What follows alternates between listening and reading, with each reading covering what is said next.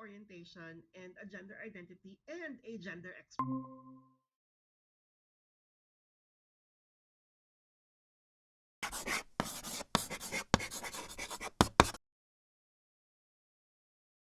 Bakla ka!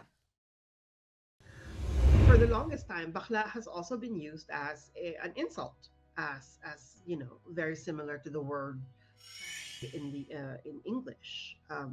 So bakla has been levied against queer people, queer men, trans women. But there isn't anything inherently wrong with being different, right? If anything, it's what makes the word bakla so interesting. Each of the three interviewees have different relationships with the term bakla, but somehow, a similar thread could be made. How Jake finds a playfulness with it, while recognizing the cultural changes it's went through. Jodelle finding a sense of community and unification in the bakla, while the word tomboy continues to sting. And with Noah, who views it as a double-edged sword with one person's misjudgment of her gender, and with the many loving people she holds close to her heart.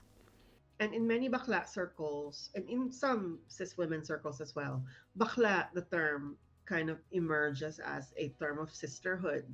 It kind of becomes a word that signifies camaraderie and sisterhood and friendship, right? Because you don't go up to random queer people and go, "Oy, bakla, kamusta?"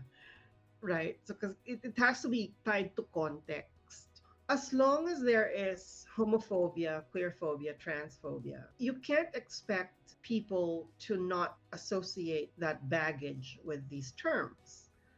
Like, and that comes as well with in the community. There is, internalized transphobia, internalized misogyny, internalized homophobia.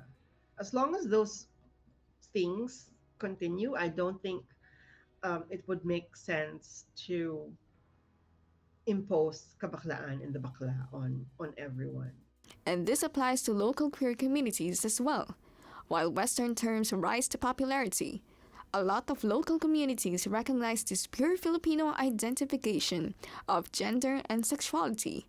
And to quote Dr. Mikey, People should be able to choose whatever words they want, whatever labels they want for themselves, whatever makes most sense to them.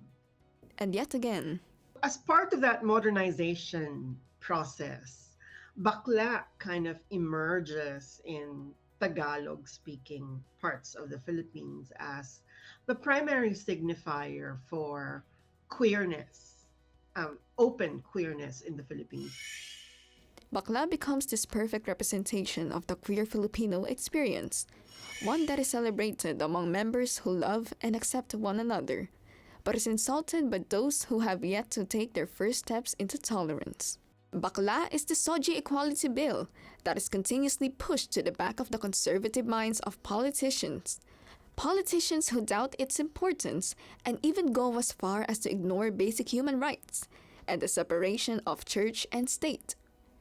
Bakla is and has always been a term for open queerness, an openness to accept yourself as a queer Filipino individual, one that could come out loud during your proudest moments, and one that could hide while in the presence of a potentially harmful environment.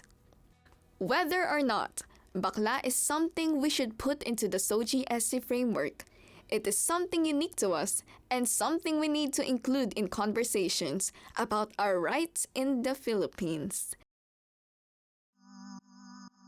O ikaw naman, bakla ka ba?